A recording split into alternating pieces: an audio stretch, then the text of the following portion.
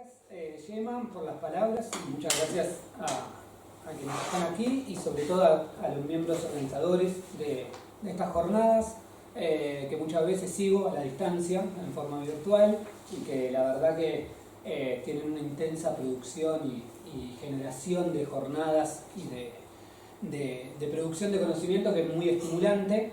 Y sobre todo que la oportunidad, por lo menos en Argentina, no es tan usual tener esta oportunidad de poder dialogar y compartir experiencias de investigación con colegas de otros países. Así que para mí es un gran placer, un gran honor estar acá en esta prestigiosa universidad.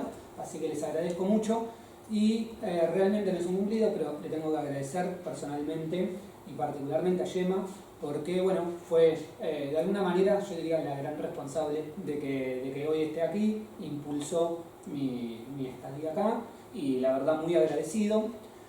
Como les contaba ella, yo estoy en España desde hace unos 12 días aproximadamente, producto de una beca que obtuve para trabajar el tema de las comisiones investigadoras en democracia. Yo vengo trabajando este tema, dirigiendo un grupo de investigación en la Universidad de Buenos Aires. Lo que trabajo fundamentalmente es el funcionamiento y la dinámica de las comisiones investigadoras desde el año 1983, que es el año que vuelve la democracia a nuestro país, hasta la actualidad. Y ahora, producto de la beca que obtuve, introduje una perspectiva comparada para tratar de vincular el funcionamiento y las similitudes y diferencias de cómo funcionan las comisiones en España y cómo funcionan en Argentina. Bueno, tengo un grupo muy activo, muy dinámico de jóvenes investigadores que dirijo y que, bueno, hacemos bastante producción y que algo interesante es que le damos una dimensión histórica, un poco lo que contaba Gemma, que es mi línea de investigación, pero a la vez le intentamos sumar el tema de la incidencia en política pública, ¿no? Estudiar el funcionamiento de las comisiones legislativas y tratar de generar programas de reforma, por ejemplo, en materia de política pública. Esto dio muy buenos resultados el año pasado cuando tuvimos reuniones con distintos legisladores para elaborar un proyecto normativo. Así que es una línea de trabajo que me mantiene bastante activo más allá de la indagación histórica, que también es uno de mis temas de expertise. Hoy en la charla que teníamos pensado enfocarnos tiene que ver también con una comisión investigadora sobre casos de corrupción, pero es una comisión, yo diría, particular, sui generis, porque entre otras cosas no funcionó en democracia, sino que funcionó en dictadura, en la última dictadura militar que tuvo la Argentina entre 1976 y 1983. Esa comisión se llamó Comisión Nacional de Responsabilidad Patrimonial. En adelante me voy a referir a la CONAREPA. Pero primero, digamos, y en base un poco a lo que habíamos planificado con Gemma, nos parece importante tratar de contextualizar el funcionamiento y la dinámica que tuvo esta comisión, haciendo referencia, en la primera parte de mi exposición, a algunos elementos contextuales que hacen a lo que fue el régimen militar en Argentina, la dictadura militar en Argentina, que operó entre el 76 y el 83. Y sumado a eso, me gustaría también dar algunos elementos de lo que es mi investigación más amplia, que se coronó con la tesis de doctorado y que ahora, como les contaba Gemma, estoy preparando un libro que va a ser publicado en febrero próximo de cara al 50 aniversario del golpe de Estado en la Argentina, y que tiene que ver, mi tema de investigación tiene que ver con estudiar y explorar los significados y usos de la corrupción asociados al periodo dictatorial. Y entonces, el tema particular de la CONAREPA, de la Comisión Nacional de Responsabilidad Patrimonial, es una de las partes componentes de mi investigación más general que tiene que ver con los significados y usos de la corrupción durante la dictadura militar. Entonces también me gustaría hacer referencia un poco a el contexto teórico más amplio en el cual forma parte el capítulo de la CONAREPA. Sin perder más tiempo, voy a dar algunos elementos del régimen militar, de lo que fue la última dictadura militar. Es algo muy complejo, hay abundante producción bibliográfica sobre el tema. Yo lo que voy a tratar de puntualizar es sobre todo aquellos elementos que me permiten mostrar la importancia, según mi punto de vista, que tiene el tema de la corrupción para estudiar o para volver a estudiar el periodo dictatorial.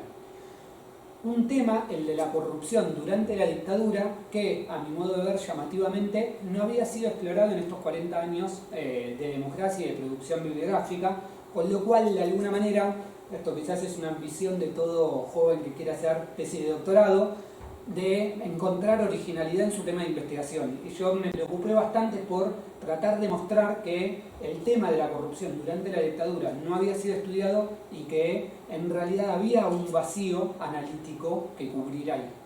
Entonces, estos elementos contextuales, obviamente tengo que sintetizar muchas discusiones que hay interesantes, pero están vinculadas sobre todo a resaltar la importancia de la corrupción, y yo diría su par inevitable, la anticorrupción, en el periodo dictatorial. Primer elemento que me parece importante para poner de relieve.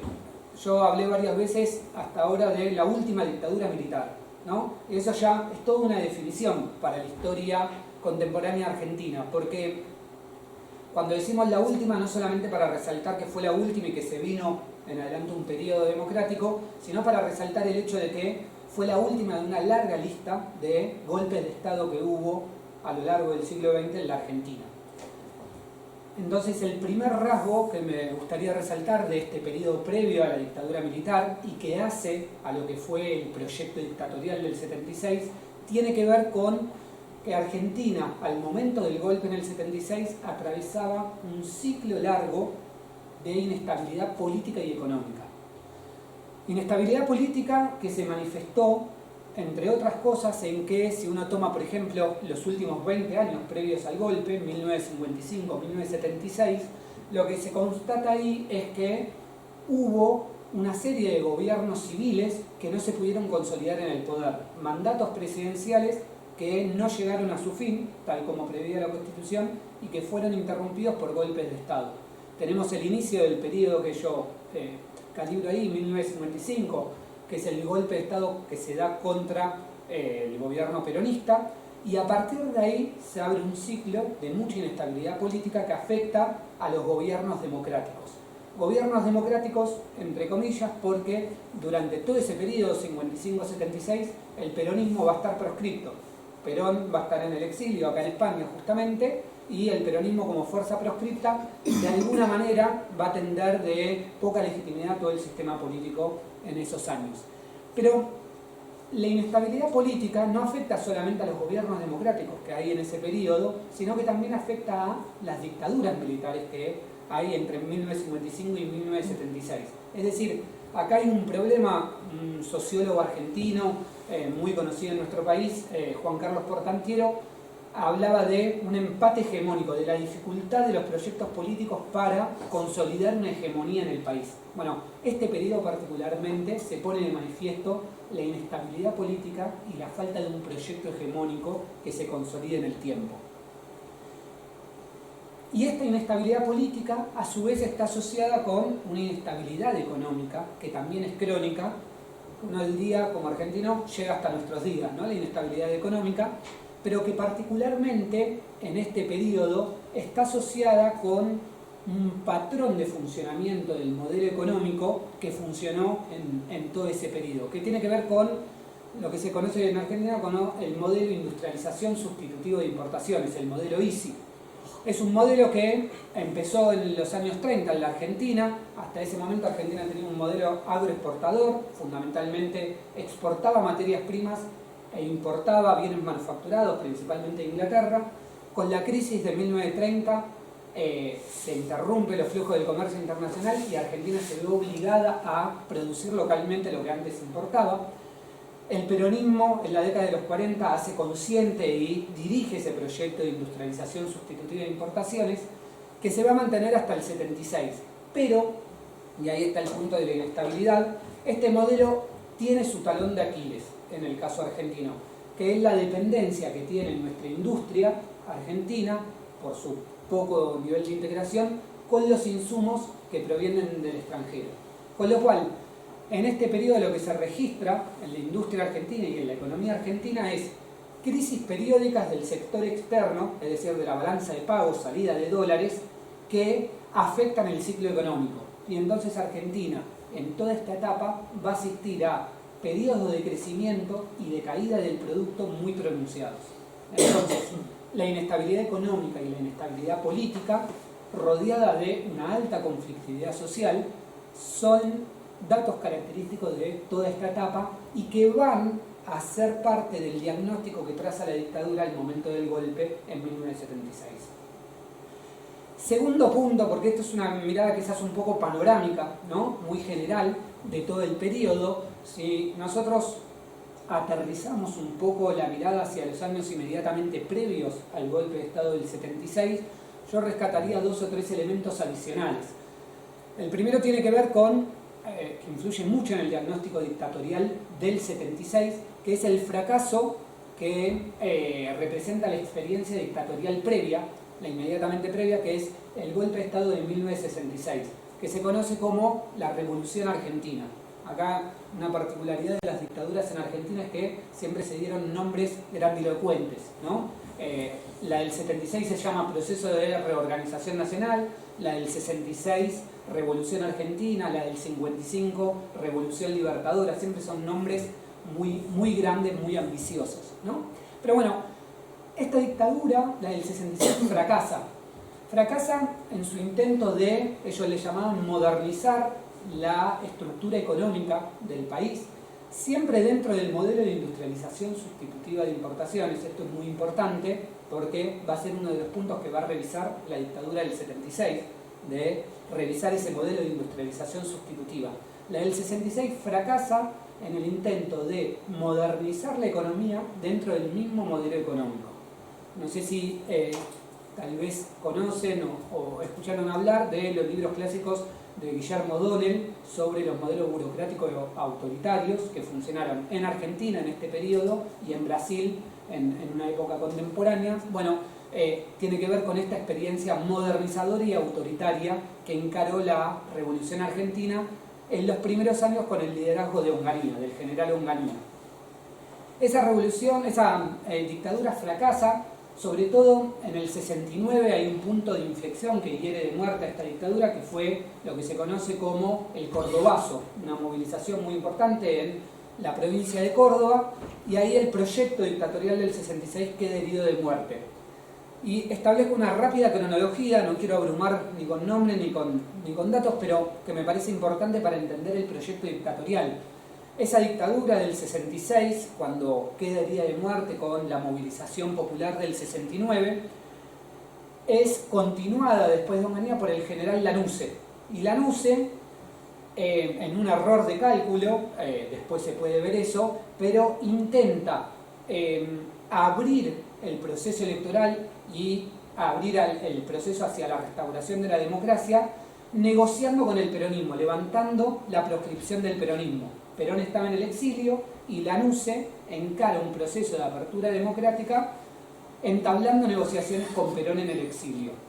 El cálculo en ese momento de Lanusse fue que él podía digitar el proceso electoral y candidatearse él mismo como presidente. En su especulación pensaba que iba a ganar las elecciones.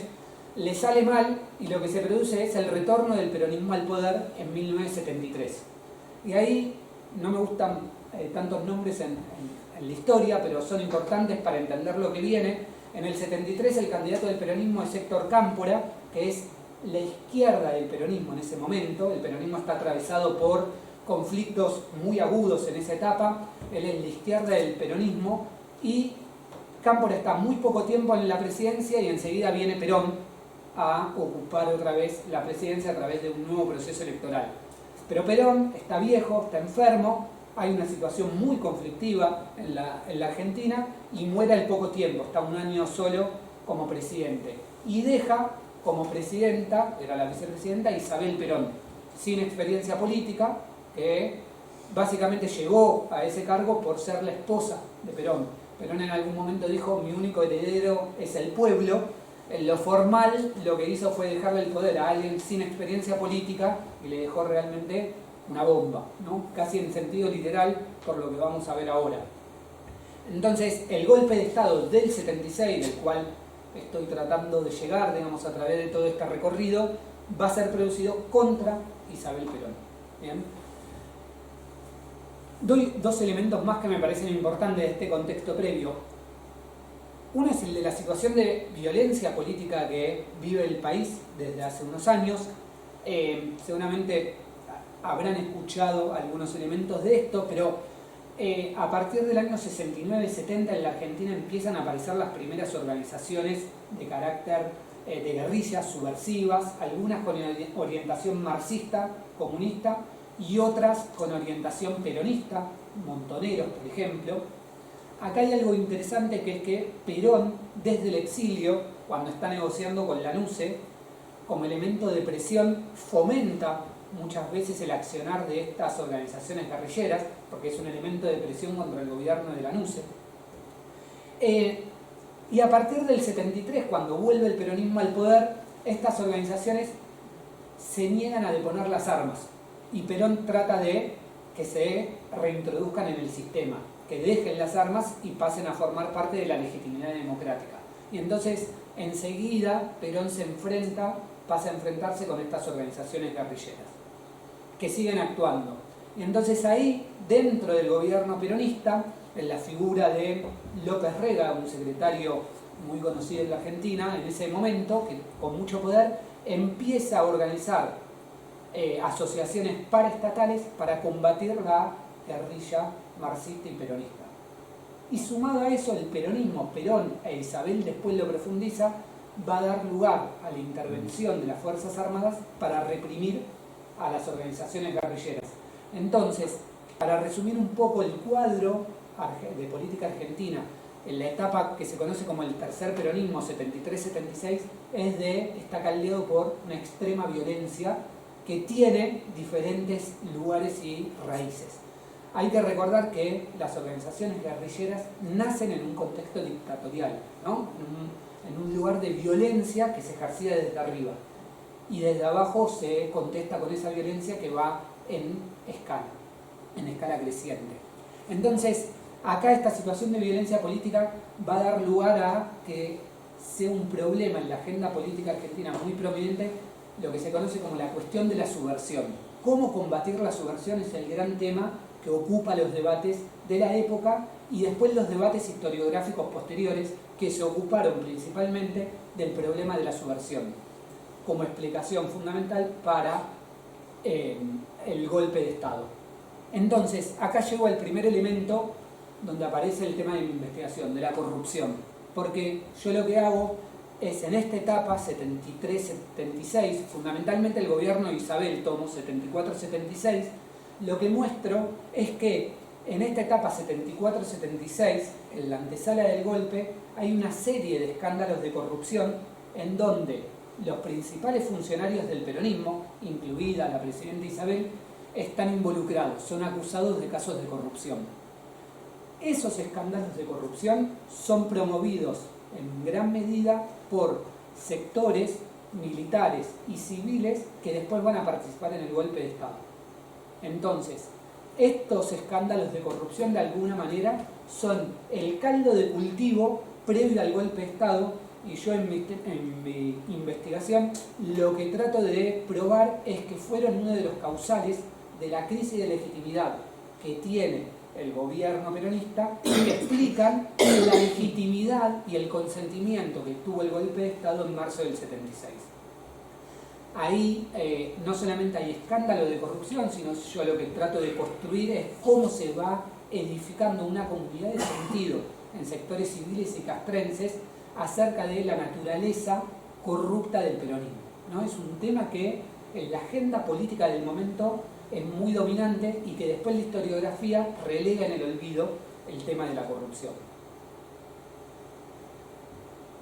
Entonces, acá llegamos a una parte sustancial de lo que es el proyecto dictatorial a partir de 1976, porque los golpistas de 1976 asumen con la idea de que el sistema político partidario en Argentina ha fracasado Es decir, que toda la inestabilidad política crónica que vivía el país, en la cuestión de que la dictadura del 66 fracasó, la cuestión de que el peronismo no pudo lidiar e incluso fomentó la subversión, y la idea además de que el peronismo era una fuerza eminentemente corrupta, son todos factores que van a construir una visión por parte de los que hacen el golpe de Estado muy peyorativa, muy negativa sobre los partidos políticos tradicionales y sobre todo contra el peronismo, ¿no? Es una visión muy negativa, sobre todo una visión muy antiperonista, la que tienen los golpistas del 76. Ahora, en esta visión dictatorial, el peronismo en realidad era visto como una suerte de epifenómeno, es decir, como una manifestación superficial de un problema más estructural que tenía la sociedad argentina desde hace muchas décadas, ¿no? Hay una visión decadentista por parte de los que hacen el golpe de Estado de 1976. La idea es que la sociedad argentina había entrado en un declive pronunciado desde hace décadas, que en algunos ideólogos del proceso está ligado al modelo de industrialización sustitutiva de importaciones del año 30, pero otros incluso lo remontan un poco antes. Dicen, la decadencia argentina empieza en 1916, cuando en Argentina se instaura la democracia de masas, ¿no? Cuando el voto popular se hace efectivo en todo el país. Entonces es una visión donde predomina la visión decadentista, y por lo tanto hay una pretensión de refundar las bases sociales de la Argentina. Hay una frase que me gusta mucho que dice: el proyecto dictatorial consistió en reformar el ethos, el alma de la sociedad argentina, ¿no? Después se puede discutir mucho si alcanzó a refundar verdaderamente el ethos de la sociedad argentina, pero hay una pretensión por ir en esa dirección. Y entonces ahí voy directamente a mi tema de investigación, que es que cómo la corrupción o diferentes nociones y significados de la corrupción jugaron un papel muy importante en la edificación del proyecto dictatorial de carácter refundacional. Y entonces lo que muestro en mi investigación, acá estoy tratando de dar como algunos estiletazos por lo menos, es que la dictadura puso en agenda, cuando toma el poder el 24 de marzo, primero una noción de la corrupción en el sentido más convencional, ¿no? Como práctica, como una práctica ilegal y legítima, es decir, la idea de la corrupción como negociados, coima. Bueno, hoy durante el almuerzo hablábamos de algunos términos, ¿no? Bastante simpáticos en cada uno de los países. Bueno, la idea de que la corrupción era estructural en el gobierno peronista, ¿no? Que está muy ligado a los escándalos de la etapa 74-76. Entonces la dictadura asume con un discurso de la necesidad de luchar contra la corrupción, que era en su visión estructural y muy difundida en el gobierno peronista. Entonces ahí hay un primer significado muy fuerte que le da la dictadura a la corrupción, y que no se traduce solamente en el plano discursivo, sino que se va a ver en una serie de medidas y acciones que va a tomar la dictadura para luchar contra la corrupción como práctica, entendida como práctica ilegal y legítima. Pero a eso la dictadura también va a poner muy en agenda la idea de la corrupción en sentido sistémico, esta idea de, por ejemplo, Engels, que trabaja mucho de pensar la corrupción asociada al régimen político, ¿no? La noción más aristotélica, si se quiere, de que en realidad lo que tenía la Argentina en ese momento era una degeneración, una decadencia del régimen político.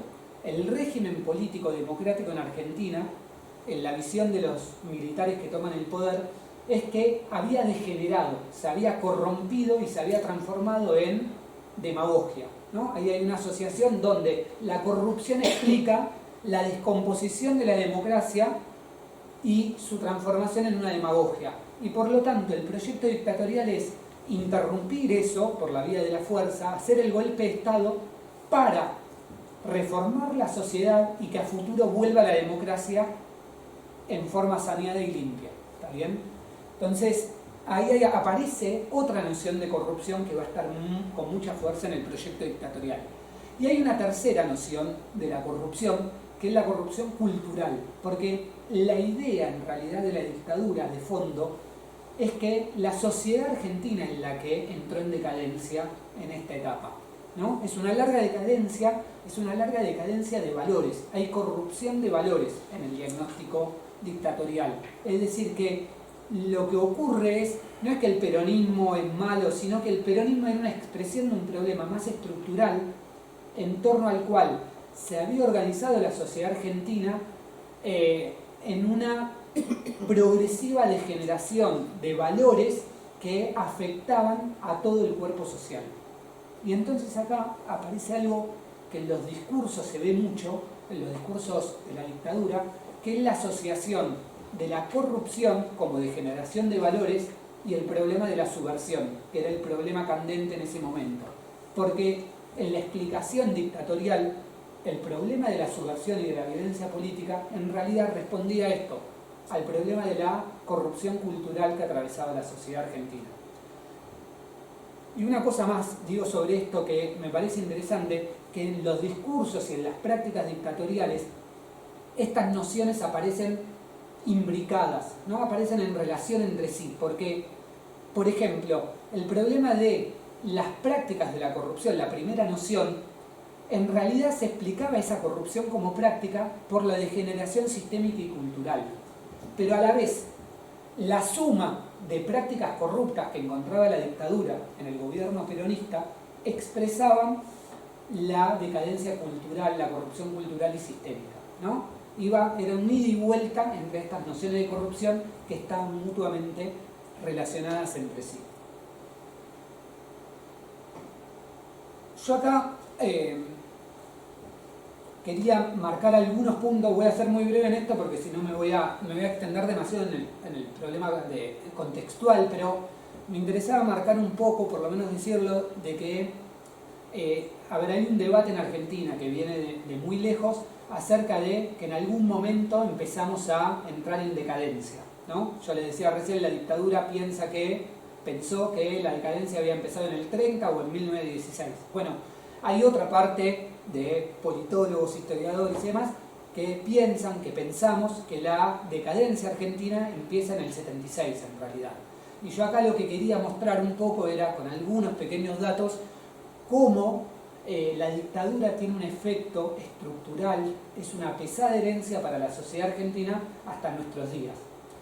Uno de los planos en donde se ve esa pesada herencia tiene que ver con esto, básicamente, con la herida abierta que supone la implementación de un plan sistemático de exterminio, donde hay, entre otras cosas, 30.000 desaparecidos, que es un lema que acompaña hoy en día la sociedad argentina, ¿no? Es una herida abierta, literalmente, porque son personas cuyo paradero se desconoce hasta el día de hoy. Entonces es una herida muy difícil de cerrar, sumado al problema de que se apropiaron bebés que hasta el día de hoy no encontraron identidad, ¿no? Entonces es un problema de una herida abierta sin lugar a dudas.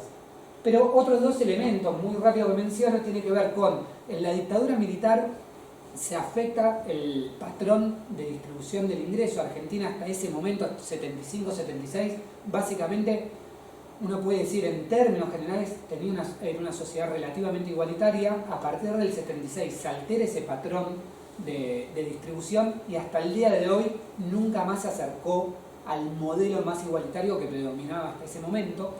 Y el otro tema muy importante para mí es que continúa hasta el día de hoy, la dictadura instaura un modelo económico basado en lo que se conoce como la valorización financiera, es decir, no darle tanta importancia a la producción en sí de bienes y servicios, sino entrar en una lógica de valorización de activos financieros.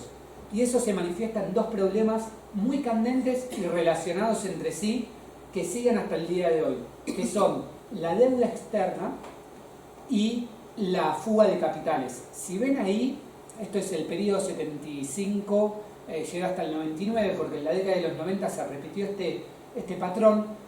No quiero profundizar mucho esto, pero básicamente acá hay una relación muy interesante donde el Estado toma deuda en el exterior para alimentar la valorización de activos financieros de grandes grupos económicos en el país que juegan con las tasas de interés locales, y después esos grupos privados fugan la plata hacia el exterior, derramando muy poco contenido en nuestro país.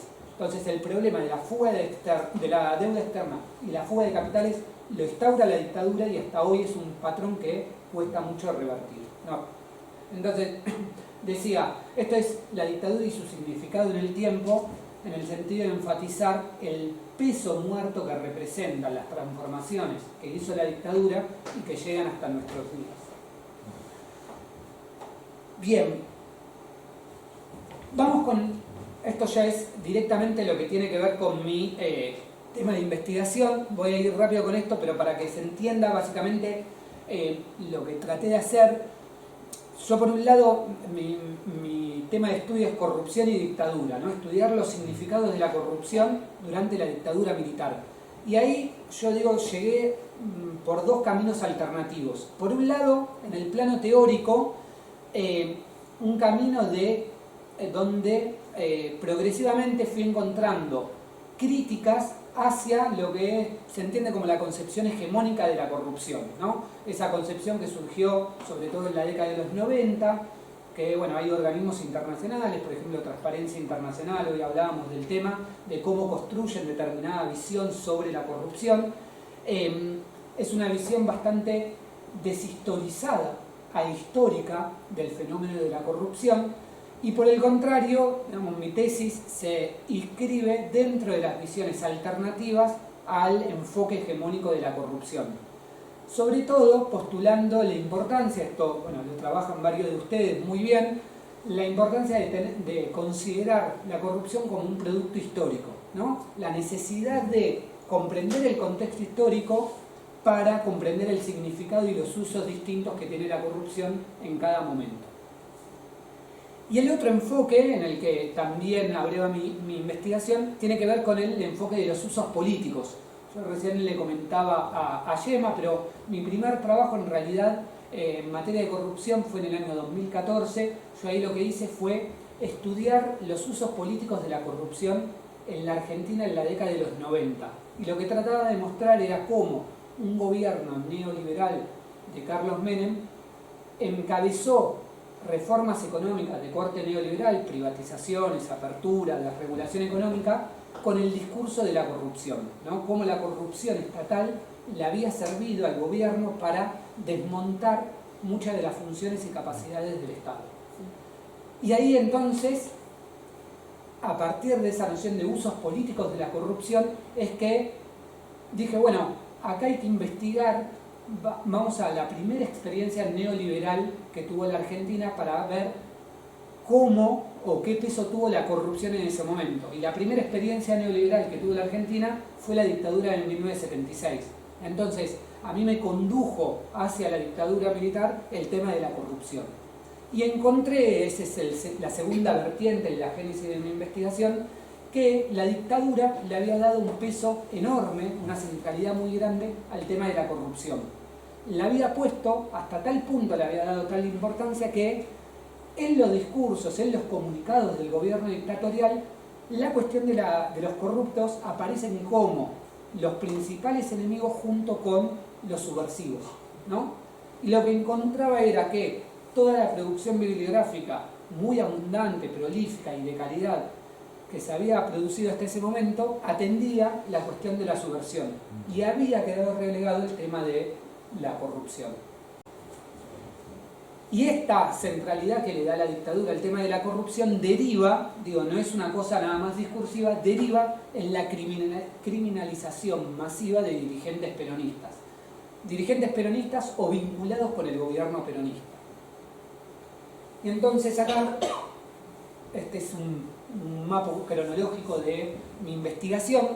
Yo trabajo muy fuertemente, acá no voy a mencionar mucho, si quieren después lo podemos trabajar un poco más, la noción de campaña anticorrupción, porque la construcción teórica que yo hago ahí es que la dictadura en realidad lo que hizo fue llevar adelante una campaña anticorrupción, es decir, no fue una acción episódica, aislada, de lucha contra la corrupción, no fue algo tampoco declamativo, sino que estableció un plan para llevar adelante un conjunto de acciones en materia de lucha contra la corrupción. Una campaña anticorrupción que se compone de una secuencia de acciones, pero también que está ordenada en el tiempo. Y entonces acá, esta campaña anticorrupción tiene diferentes etapas que me permitieron a la vez redefinir algunos de los periodos que se usan generalmente para calificar al periodo dictatorial, ¿no? Entonces, muy rápidamente, yo sitúo la campaña anticorrupción de la dictadura como que hay un momento cero, que es el momento previo, 74-76, en donde esos escándalos de corrupción en los que está involucrado el peronismo llevan a que el gobierno militar, pero también sectores civiles que apoyan el golpe, a pensar que el peronismo es una fuerza eminentemente corrupta, que hay que excluirla del sistema político, ¿no? Entonces ese es el momento, si se quiere, cero de la campaña anticorrupción. Es donde se generan los fundamentos de lo que va a ser la campaña anticorrupción a partir de marzo del 76.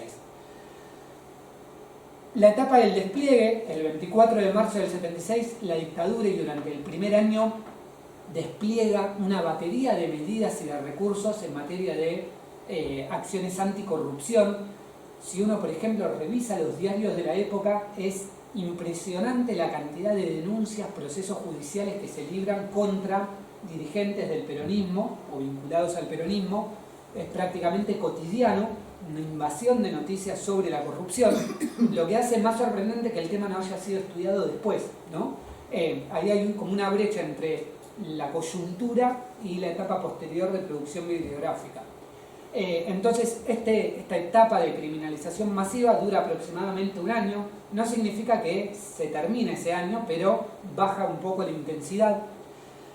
La tercera etapa, yo le llamo la etapa económica, y es un poco el tema objeto de esta ponencia, más allá de todo este rodeo, que es cuando se crea la Comisión Nacional de Responsabilidad Patrimonial. Ahora vamos a ver por qué se llama la etapa económica, porque yo la denomino así. Y la última etapa, la etapa descendente y final de la campaña anticorrupción. Y acá, sin meterme mucho en el tema, pero me parece interesante esto resaltar, luego de toda esta centralidad que le da la dictadura al tema de la corrupción, es interesante analizar en la última etapa, cuando la dictadura entra en decadencia, empieza a tener una crisis casi irremediable de legitimidad y empieza a transitarse el camino hacia la democracia, hacia la vuelta de la democracia, que vuelve en el 83. Bueno, en ese momento, 81-83, los miembros de la dictadura empiezan a ser acusados por casos de corrupción. Y entonces se empieza a generar en la sociedad civil, en plena dictadura, un consenso antidictadura donde la corrupción ocupa un lugar muy importante. Entonces yo de alguna manera en el libro, ahora estoy trabajando en eso, de alguna manera como esta etapa 81-83, con algunas diferencias, pero se construye relativamente como un espejo del momento cero de la campaña dictatorial, ¿no? Lo que muestra de alguna manera es cómo, porque el gobierno de Alfonsín, el primer gobierno democrático, va a poner el tema de la corrupción dictatorial en primer plano también. Entonces ahí a mí me despertó la hipótesis de pensar cómo los gobiernos, al asumir, agarran la agenda anticorrupción para diferenciarse del gobierno anterior, pero al mismo tiempo para reafirmar su identidad política, ¿no? Ahí hay me parece una cosa para explorar interesante. Perdón por todo el rodeo, pero me parecía importante, digamos, tratar de contextualizar, porque si no, no sé, como sentía que perdí un poco de valor el tema de la CONAREPA. Es raro, y cuando preparaba la ponencia, es raro hacer una exposición sobre la CONAREPA y empezar a hablar media hora después de la CONAREPA, pero bueno, me parecía que era insustituible, digamos, toda esta introducción. Voy a quitar esta presentación porque si no tengo miedo de escaparme demasiado. Menciono una cosa para mí muy importante y muy movilizadora, que tiene que ver con el trabajo de archivo que hice para el tema particular de la CONAREPA. Trabajé con muchos archivos para mi tesis doctoral soy un apasionado de los archivos. Un historiador español, un colega de ustedes, una vez me dijo, me sirvió mucho como consejo, me dijo: hay muchos historiadores que le tienen alergia a los archivos, ¿no? Sí, es verdad. Y yo recién empezaba mi tesis doctoral y dije, bueno, vamos a probar qué es ir a un archivo, y soy un apasionado, viviría ahí en el archivo directamente, me apasiona, porque además se produce una relación para mí muy fructífera entre elaborar lo teórico e ir al archivo. Y vos vas al archivo a resolver cosas y volvés con nuevos problemas, y vas a la biblioteca, y bueno, es una relación que puede ir en el tiempo indefinidamente. Pero para esto fue algo muy importante para mí, porque hace 10, 12 años se descubrió las actas con las que trabajaba la CONAREPA en la época dictatorial. La dictadura, entre otras cosas, quemó muchos archivos, escondió muchos archivos para ocultar, digamos, su actuación. Bueno, por suerte se encontraron los archivos de la CONAREPA. Son las actas a través de las cuales se registraba el funcionamiento de qué es lo que hacía la CONAREPA.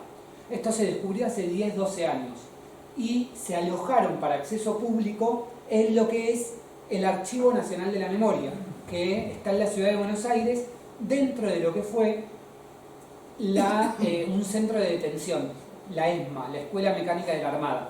Entonces, nada, de alguna manera mi investigación era recurrir muchos días a este centro, que tiene, por supuesto, mucha importancia simbólica, porque ahí está, digamos, un relato vivo, digamos, muy presente de todo lo que fue la desaparición de personas y demás. Así que nada, es un elemento muy movilizante, digamos, para concurrir ahí como investigador. Y de alguna manera rescatar la memoria de estos archivos que no habían sido investigados hasta el momento, también, digamos, yo le daba un valor como en el sentido de recuperar la memoria sobre lo que fue la dictadura. Bien, algunos elementos de la CONAREPA. Primera cuestión que me parece importante, tema de los antecedentes. Porque lo que hace la dictadura de crear la CONAREPA no fue nuevo ni estrictamente original, podríamos decir. ¿Por qué? Porque la dictadura de 1930, que derrocó al gobierno de Irigoyen, al gobierno radical de Irigoyen, y la de 1955, también crearon comisiones al estilo de la CONAREPA. Ustedes la conocen, a Silvana Ferreira, que trabajó en las comisiones investigadoras del 55. En el 1930 no se trabajó todavía tanto el tema, es como una agenda pendiente ahí. De todas maneras, hay algunas diferencias entre lo que fue la CONAREPA y la comisión de 1930 y la de 1955. Por un lado, la CONAREPA se construyó a nivel nacional y existía solamente la CONAREPA, ¿no? En cambio, en 1930 y 1955 se conformaron comisiones por todo el país, se fueron como desmembrando en pequeñas comisiones a lo largo de todo el país. Y otra diferencia importante tiene que ver con que en 1930 y 1955 se crearon comisiones para investigar al gobierno interior, pero para investigar todo tipo de ilícitos, ¿no? Irregularidades de distinta gama. En cambio, la CONAREPA apuntó fundamentalmente a investigar el problema de la corrupción ligado a incremento patrimonial de determinados dirigentes políticos y sociales, ¿no? Fue muy restrictiva en ese sentido la CONAREPA. En ese sentido, seguramente Silvana habrá hablado de esto, pero en el 55 se crea comisiones investigadoras para investigar todo tipo de ilícitos, pero también se crea la Junta Nacional de Recuperación Patrimonial. Esa Junta Nacional de Recuperación Patrimonial lo que va a hacer es dictar la interdicción de bienes a Perón y a otros funcionarios de primera línea, en ese momento, en el 55, la confiscación, ¿no? La interdicción de los bienes, y les va a obligar a estos dirigentes, a Perón incluido, que justifiquen el origen de esos bienes, porque si no, pasaban al Estado Nacional. Bueno, la CONAREPA va a hacer lo mismo, se va a crear con el objetivo de investigar el origen patrimonial de dirigentes sociales, políticos y empresariales, y si no pueden justificar debidamente el origen, los va a administrar y los va a decretar su traspaso al Estado Nacional. Entonces, ahí la CONAREPA se parece bastante a lo que fue la Junta Nacional de Recuperación Patrimonial. Y otro antecedente, esto después lo voy a retomar porque tiene que ver con la razón de ser de creación de la CONAREPA, tiene que ver con, en 1975, antes del golpe, inmediatamente antes del golpe, cuando el peronismo estaba siendo asediado por escándalos de corrupción, hay un proyecto de un diputado conservador que propone dictar la interdicción de bienes a dirigentes del peronismo sospechados por corrupción y esos bienes pasárselos para que los administre un órgano que existe hasta la actualidad, que es la Fiscalía Nacional de Investigaciones Administrativas, que es un órgano que tiene relativa autonomía del Poder Ejecutivo, ¿no? Entonces, acá después voy a retomar este proyecto porque la dictadura seguramente se inspiró en estos antecedentes y en este proyecto, pero eligió crear un organismo para administrar ellos mismos los bienes y no dárselo, como ponía este proyecto, a la Fiscalía Nacional de Investigaciones Administrativas, porque era un organismo con relativa autonomía del Poder Ejecutivo, ¿no? Origen y propósitos de la CONAREPA. Acá hay una cuestión para mí interesante, porque yo cuando empecé a investigar el tema, la primera pregunta que me surgió es ¿por qué? ¿Por qué se creó recién en octubre de 1977 la CONAREPA y no en marzo del 76, que era cuando asumió el gobierno dictatorial, si le había dado tanta importancia y centralidad al tema de la corrupción, ¿no? ¿Por qué se demoró tanto? Pero claro, acá después voy a volver sobre este asunto, pero si uno, por ejemplo, yo analizaba, vuelvo un poquito para atrás nada más para poner en contexto, yo decía la etapa del despliegue 1976-1977, es la etapa más intensa de la campaña anticorrupción, ¿no? Entonces, si uno, por ejemplo, toma el caso de la expresidenta Isabel Perón, a Isabel Perón el mismo 24 de marzo de 1976 le dictan la prisión preventiva, que es una de las funciones que va a tener la CONAREPA, dictar prisiones preventivas a quienes están sospechados de caso de corrupción. En ese mismo año, primer año, a Isabel Perón le dictan la interdicción de bienes, que es una función que va a cumplir también la CONAREPA. A Isabel Perón también le prohíben hacer actividad política, otra función que va a cumplir la CONAREPA.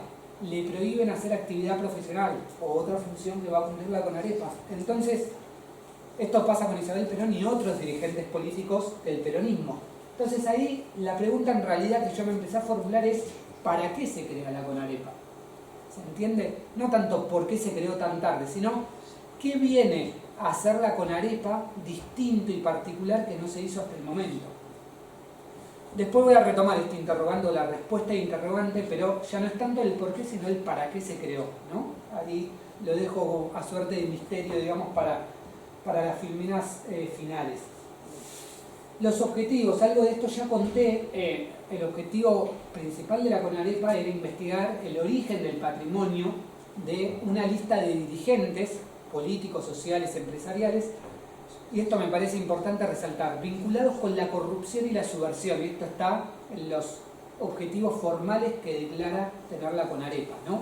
¿Cómo mezclan el tema de la corrupción y la subversión? De hecho, hay muchos dirigentes que no tienen ninguna sospecha de corrupción y están ahí en realidad por ser calificados como subversivos, cosa que en principio no tendría nada que ver con la idea de corrupción. Pero la dictadura muchas veces, además de declarar que eran sus dos principales enemigos, muchas veces funde y une estas categorías de corrupción y subversión. Por el tema este que yo le decía de el diagnóstico de la degeneración de valores a la cual asistía la sociedad argentina. Y otro tema interesante de la CONAREPA es que formalmente declara que el objetivo es reparar el daño material, y esto me parece muy importante porque la idea de la CONAREPA es, bueno, vamos a recuperar los bienes que los corruptos robaron, ¿no? Y eso es una suerte de reparación económica y material para la sociedad argentina. Ese es el discurso legitimador que tiene la CONAREPA, que se da a sí mismo. El periodo de investigar, esto voy rápido, pero en mi tesis lo desarrollo más, porque la dictadura determina que es el último decenio, los últimos 10 años investigar, cosa que nos alerta que en realidad el objetivo es investigar también a dirigentes que estuvieron vinculados no solamente con el peronismo, sino con la dictadura del 66. Y la dictadura del 76 va a ser muy crítica de la dictadura anterior, entre otras cosas porque permitió la vuelta del peronismo. La va a acusar de posibilitar la vuelta del peronismo. Y entonces la CONAREPA funciona como un modo de investigar a los responsables peronistas, pero también a quienes permitieron la vuelta del peronismo, que son algunos miembros de la dictadura del 66. Una concepción amplia de la corrupción, digo yo, que manejó la CONAREPA, en el sentido también de las personas afectadas, ¿no? Porque esto es interesante. La CONAREPA fue contra dirigentes políticos, por ejemplo Isabel Perón, fue también contra sindicalistas. Ahí yo trabajo con expedientes particulares que tuvo la Comisión Nacional de Responsabilidad Patrimonial. Trabajo casos, por ejemplo, de sindicalistas en sus dos vertientes, algunos moderados y otros revolucionarios, es decir, metió a todos en la misma bolsa. Dirigentes sociales, la dictadura también metió en su lista a, por ejemplo, ex rectores de la Universidad de Buenos Aires y de otras universidades. Y esto hago quizás un mini paréntesis ligado con la coyuntura, porque la dictadura entabló un programa de lucha contra la corrupción contra las universidades como modo de justificar recortes al presupuesto universitario, lo cual muestra de alguna manera que Milei no es original tampoco, ¿no? Y dirigentes empresariales y empresas también trabajó y combatió la CONAREPA, ¿no? Metió en su lista. Y ahí voy a volver sobre ese tema porque es muy importante para determinar por qué se creó, o para qué se creó la CONAREPA, este tema de las empresas y empresarios. No sé si estoy muy excedido de tiempo. Tengo unos... Puedes seguir. ¿Puedo seguir? Bueno, usted me dice cualquier cosa. Trato de ir rápido con esto porque me interesan las filmenas. Sobre todo, yo analizo el funcionamiento de la CONAREPA, digamos, la trayectoria y la dinámica institucional. Un aspecto que me parece importante es la estructura colegiada que tuvo la CONAREPA, porque yo hice una breve mención a que la dictadura del 66 fue una dictadura muy personalista en la figura de Onganía, ¿no? Que fue el primer general que condujo la revolución de 1966.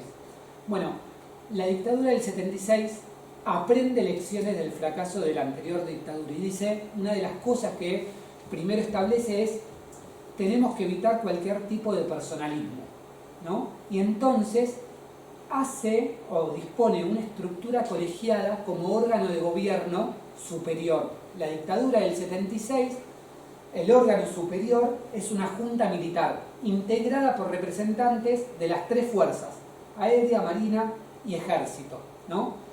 Esa estructura colegiada que quería evitar cualquier tipo de personalismo la replica en todos los organismos públicos, entre otros cuando crea la CONAREPA.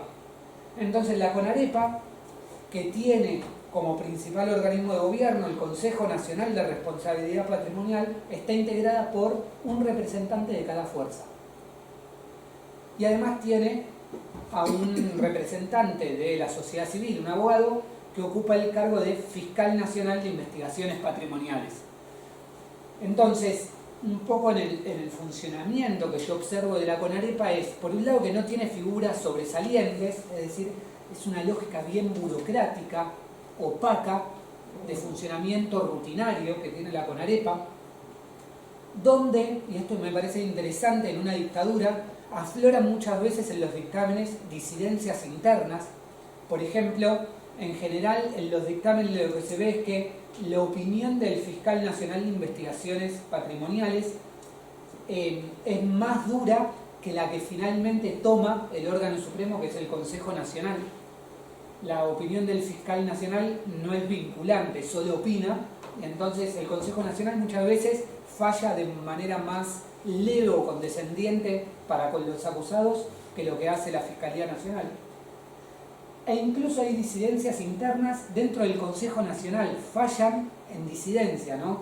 O, digamos, el Consejo Nacional, que está representado por las tres fuerzas, quizás vota en 2 contra 1, y entonces aparecen grietas y modos de ver distintos dentro de un régimen dictatorial, ¿no? Esto me parece interesante de cómo, a pesar de todas las restricciones que había y demás, afloran disidencias internas. Y otro elemento que me parece importante es el tema del secretismo, porque acá vuelvo un poco a la comparación, sobre todo de las comisiones nacionales que funcionaron en 1955, sobre las cuales trabajó Silvana Ferreira, porque esas comisiones, quizás se acuerdan, funcionaron con una lógica de dar a publicidad todos los bienes patrimoniales que se habían interdicto. ¿Por qué? Porque la idea de la dictadura del 55 era mostrar y exponer a la sociedad cómo los tiranos, cómo Perón, el tirano, se había robado todo, para decirlo mal y pronto. Había un efecto pedagógico en esas comisiones del 55. Bueno, acá en realidad opera todo a nivel de un secretismo muy alto. Las cosas no se publicitan.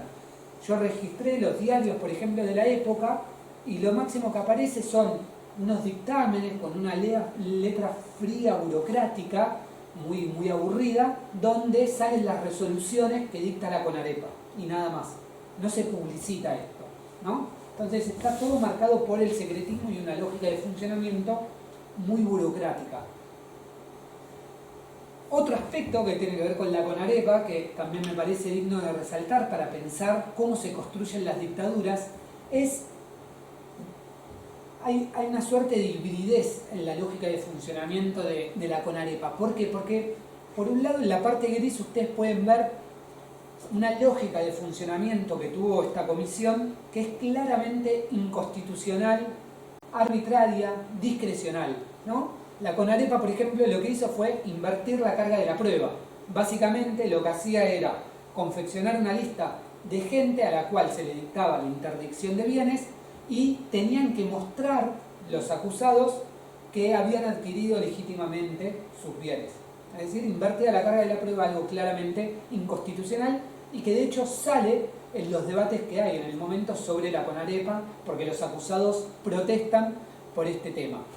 Es una comisión especial, cosa que está prohibida por la Constitución argentina, expresamente dice el Poder Ejecutivo no puede crear comisiones especiales y condenar a gente sin juicio previo, cosa que hace la CONAREPA. Tiene un mecanismo arbitrario y discrecional en la nómina de acusados. Esto es interesante porque la CONAREPA en realidad se crea en octubre del 77, pero la primera lista de acusados que después va a investigar la CONAREPA, la primera lista de acusados aparece en junio del 76, es decir, primero se crea una lista de acusados a los cuales se le dicta la interdicción de bienes y recién en octubre del 77 se crea la CONAREPA, ¿no? Ahí hay un bache que hay que explicar y que yo voy a tratar de fundamentar después, por qué ese bache. Pero digo, totalmente arbitrario, esa primera lista en junio del 76, después progresivamente se van incorporando otros afectados por las medidas de la CONAREPA, ¿no? Se va ampliando arbitrariamente y discrecionalmente.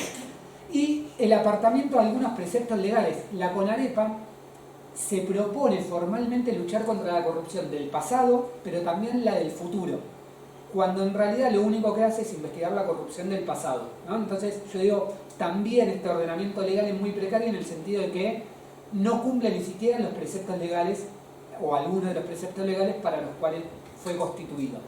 Ahora, ¿cuál es el punto que me interesa acá rescatar? Que junto con toda esta arbitrariedad la CONAREPA también se dio todo un entramado legal muy profuso, muy grande, donde estableció, por ejemplo, mecanismos de defensa para los acusados. Es decir, junto con todas estas arbitrariedades, la CONAREPA establecía que los acusados tenían que fundamentar por escrito cómo habían adquirido sus bienes. Pero si no estaban conformes con el dictamen final de la CONAREPA, podían apelar en un plazo determinado al Poder Judicial. Entonces salía el caso de la órbita de la CONAREPA y pasaba a manos del Poder Judicial. Un Poder Judicial, hay que decir, maniatado por la dictadura, porque había puestos jueces y demás, pero bueno, pasaba a otra órbita. Plazos estrictos para dictaminar, digamos, estaba todo previamente estipulado cuándo tenía que emitir la CONAREPA sus dictámenes, cuánto tiempo tenían los acusados para apelar las medidas, bueno, así sucesivamente.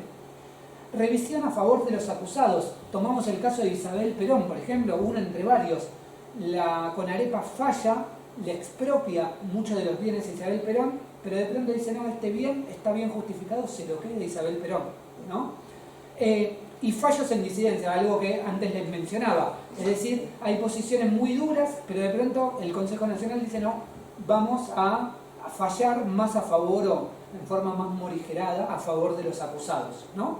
Entonces, ahí esa hibridez a mí me hizo dialogar con otras investigaciones que trabajaron en forma similar para pensar cómo en un régimen dictatorial donde imperaba la fuerza, la coerción como mecanismo principal, a la vez en toda esa fuente, digamos, estructural de arbitrariedad y de fuerza bruta, a la vez operaban ciertos mecanismos de legalidad y la búsqueda también de legitimidad formal legal, ¿no? Cómo la dictadura trata y se interesa por recubrir todo esto de una legalidad formal. Entonces me parece que ahí se le dice en estos debates que yo mencionaba, una especie como de zona gris, ¿no? De híbrido, que hay que pensar, digamos, de que la dictadura no es 100% fuerza y violencia, y al mismo tiempo, después voy a retomar esto, como en la democracia muchas veces se vulneran garantías individuales, entonces nos obliga a pensar también en la dirección contraria, como también hay zonas grises aún en democracia. La razón de ser, y acá felicito a quien hizo el afiche de la presentación de esta jornada, porque puso en el afiche el caso Greiber, lo que denota una lectura por lo menos atenta del tema de mi monografía, y eso es muy importante porque no siempre ocurre. El caso Greiber, digo, para no extenderme más, pero, o sea, yo lo que trato de mostrar en mi tesis, con muchos elementos, acá voy a resumir algunos, pero es tratar de demostrar que en realidad la dictadura creó la CONAREPA para, estoy como contando el final del cuento, ¿no? Pero la CONAREPA le interesaba mucho quedarse con los bienes de este grupo económico conocido como los Greiber. Greiber, el grupo Greiber, había crecido notoriamente durante el último decenio. No sé si les suena ese periodo, que es el que quiere investigar la CONAREPA. ¿Por qué? Porque había crecido a partir de negocios con la dictadura del 66 y también con el tercer peronismo. Greiber muere en un accidente de avión que nunca se aclaró del todo en el exterior en 1976. Muy raro accidente que nunca se aclaró. Y la dictadura está muy interesada en Greiber. ¿Por qué? Y acá también viene un poco el meollo del asunto. Porque acusa a los Greiber de haberse quedado plata de una organización subversiva que es Montoneros.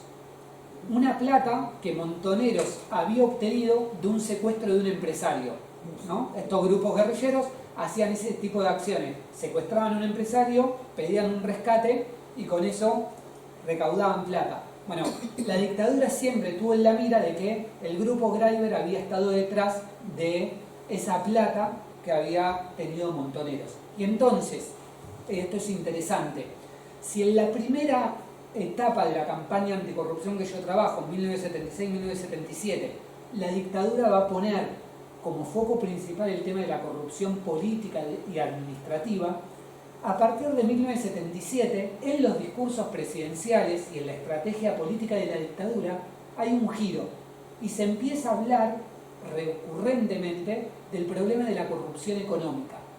Y por corrupción económica la dictadura entiende a aquellos que financiaron la subversión. ¿Se entiende el punto? Entonces, hablan de corrupción económica. La corrupción económica es aquellas personas o empresarios que están detrás de financiar la subversión, porque la lectura de la dictadura es, bueno, ya combatimos el primer año a la corrupción y a los corruptos políticos, ahora vamos por los que financiaron, estuvieron detrás de la corrupción, de la subversión económica. Y entonces, no solamente que gira, digamos, abstractamente este discurso, sino que el propio presidente Videla habla de la corrupción económica y dispone un dispositivo muy grande para investigar al grupo Greiber.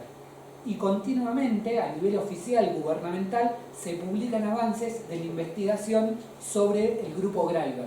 Y se van publicando todo el tiempo noticias acerca de el emporio y todo el entramado detrás del grupo Greiber, ¿no? Por eso yo decía antes, en la etapa económica de la campaña anticorrupción, porque la dictadura empieza a decir, bueno, acá el objetivo es luchar ahora contra la corrupción económica.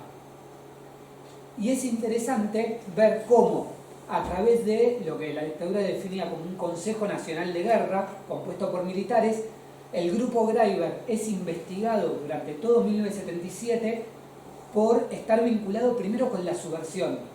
Y hacia fines del 77, cuando condenan al grupo Greiber por corrupción, se crea la CONAREPA. Y la CONAREPA se crea para investigar a aquellos vinculados con la corrupción y la subversión. Y le dicen a la CONAREPA, bueno, vos vas a investigar el origen patrimonial de los acusados y si no los pueden justificar, el Estado Nacional se queda con sus bienes, ¿no? Entonces, si piensan, yo lo que mencionaba antes, por ejemplo, los bienes de Isabel ya estaban interdictos desde el año anterior y no se había creado la CONAREPA. Bueno, con todos estos elementos yo un poco construyo la hipótesis de que en realidad a la dictadura lo que le interesó era quedarse con los bienes del grupo Greiber, ¿no? No le interesaban los bienes de Isabel Perón, por ejemplo, que ya los tenía hace mucho tiempo, e incluso, digo, para reforzar un poco el argumento, porque quizás así presentado es muy rápido, digamos, pero hay algo interesante, en las actas de la CONAREPA, hacia el final, se habla como uno de los grandes problemas los gastos que implicaba tener bajo su administración los departamentos, por ejemplo, de Isabel Perón, porque no los podía usufructar la dictadura, los tenía en su poder y tenía que pagar el alquiler, tenía que mantenerlos y demás. Es decir, claramente los bienes de Isabel Perón o de los dirigentes políticos no le interesaban, sino que le generaban un costo. Bueno, muy rápido en esto, sí, ya termino, el proceso de disolución. Nada, yo acá analizo etapa por etapa cómo se llega al cierre de la CONAREPA. Lo que más me interesa en esto es, en el 83 se declara el cierre de la CONAREPA y a partir de ese momento y cuando vuelve la democracia en octubre del 83, la CONAREPA se encarga de devolver los bienes a los acusados. Y ahí todos los acusados hacen juicios por reclamando indemnización por las afectaciones que había cometido la CONAREPA. Entonces la CONAREPA tiene que pagar, el Estado Nacional tiene que pagar juicios millonarios a los acusados. Y hay una lectura que predomina muy economicista, que es la CONAREPA al final venía a reparar el daño material y perdimos plata. Es decir, no se fijan en la violación de los derechos humanos, sino hay una lectura economicista que sigue hasta el 2001-2003, cuando se hacen crónicas de la CONAREPA y dice un horror, se perdió mucha plata, ¿no? Esa es la lectura economicista. Me gustaba, para concluir, esta frase de un escritor argentino, un cuento siempre cuenta dos historias, es un poco lo de la CONAREPA, el motivo legal o formal y real por el cual fue creado. Voy a vuelo de pájaro acá, pero la CONAREPA pone, digamos, un poco en evidencia distintos significados de la corrupción y usos. Me parece que ahí hay una fuerte investigación para hacer, digamos, de lo que dice en mi tesis. El vínculo entre corrupción y subversión, me parece que también cómo estudiar los significados concretos que asume la corrupción en cada momento. Acá se asocia con el tema de la subversión y hay mucho para profundizar en ese sentido. Voy al otro punto, yo decía la búsqueda de legitimidad formal legal, ¿no? Esta hibridez que maneja la dictadura de buscar mecanismos formales y legales para legitimarse.